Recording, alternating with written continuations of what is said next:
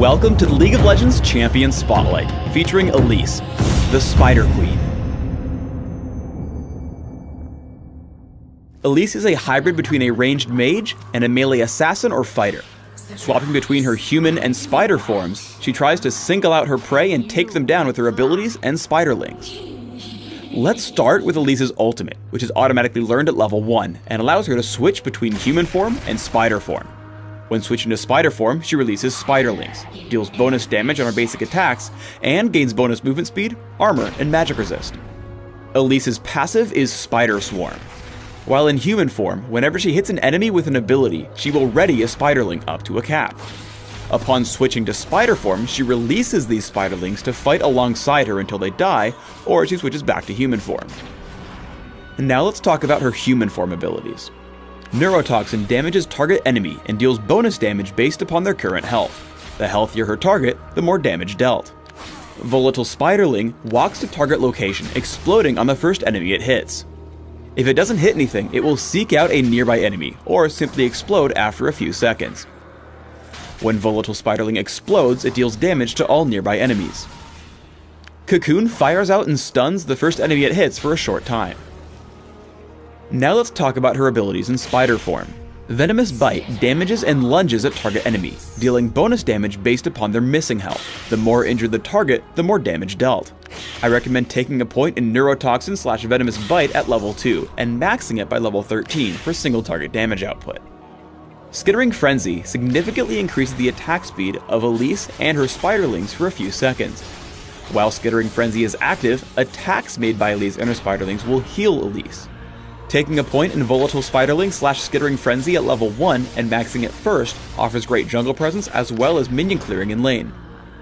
Repel sends Elise and her spiderlings up into the air, becoming untargetable and revealing nearby enemies. If Repel is cast directly on an enemy, she will descend on her foe immediately. If Repel is cast without a target, she will remain in the air for a short time and can be cast again on a nearby enemy to descend upon it. Cocoon / Repel should garner 1 point early on, but the utility it offers allows it to be maxed last. When jungling, open up in human form and cast Volatile Spiderling. Immediately switch to spider form and hit Skittering Frenzy to take down jungle camps. When traveling between camps, remember to stay in spider form, as the increased movement speed will help you move around the jungle faster. When ganking, it's best to open in human form to lead with Cocoon and the rest of her abilities. Then, activating Spider Form will help you take down your prey with a Venomous Bite and Skittering Frenzy. Saving Repel allows you to catch up to fleeing enemies. If you can't quite catch your prey, then feel free to open with Repel. After chasing with Venomous Bite and Skittering Frenzy, switching to human form will make Cocoon extremely easy to land. Afterwards, you can switch back to Spider Form one last time for Venomous Bite and the kill. Sometimes, enemies can tell a gank is coming if you play too aggressively. As Elise, you won't have to make those kinds of moves. Jace comes down to gank Gragas, and after Gragas tries to escape, Elise heads over in spider form, lands Repel, and finishes the kill with Venomous Bite. Since you'll be ganking often, you may find yourself running behind the enemy turret to pin him down. After dealing some initial damage, Elise runs back away from the enemy turret to escape its damage.